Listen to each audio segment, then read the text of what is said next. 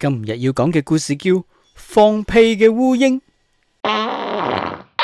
咦，咩聲嚟㗎？哎喲，原來係有隻大烏蠅向住隻蝴蝶放咗個大臭屁啊！蝴蝶好嬲啊，佢拍行對翼，砰砰聲咁就飛走咗啦。佢對翼拍出嚟嗰啲風啊，吹到大草原上面兩朵小黃花搖搖噏噏，將花瓣上面嗰啲露水珠珠都揈晒出嚟。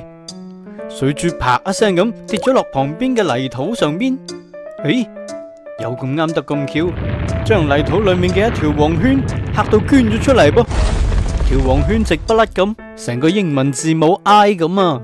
有隻癩蛤蟆見到條黃圈，即刻就流晒口水，跳過河堤之後，撲向條黃圈想開餐啊！佢咁樣突然間撲出嚟，嚇親啱啱路過嘅郵差叔叔，搞到佢撞咗埋去電線杆度，跌到一仆一碌啊，仲碌埋落坑渠裏面添。好在路過嘅消防車將佢救咗起身，不過就因為消防車咁樣停咗一下，就趕唔切去救荒野森林嘅大火啦。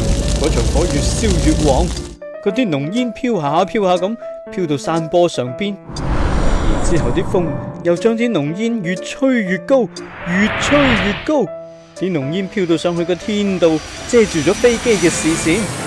飛機睇唔到嘢，結果就中咗落嚟啦。砰一聲，飛機中咗落城市裏面。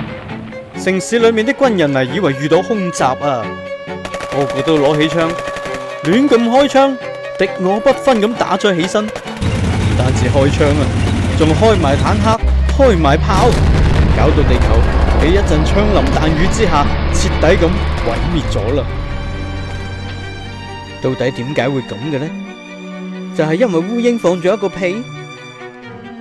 所以如果有一日你見到有一隻烏蠅想向蝴蝶放屁，你記得一定要同佢講，千祈唔好咁樣做啊！咁樣嚟，全世界都會多謝你噶。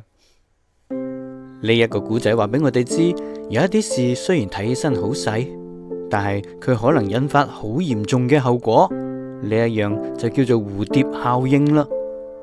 就好似隨地吐口痰咁，你以為只不過係吐咗一篤口水，但係口水裏面可能有細菌或者病菌，然後會向周圍傳播，最終引發一場疫情。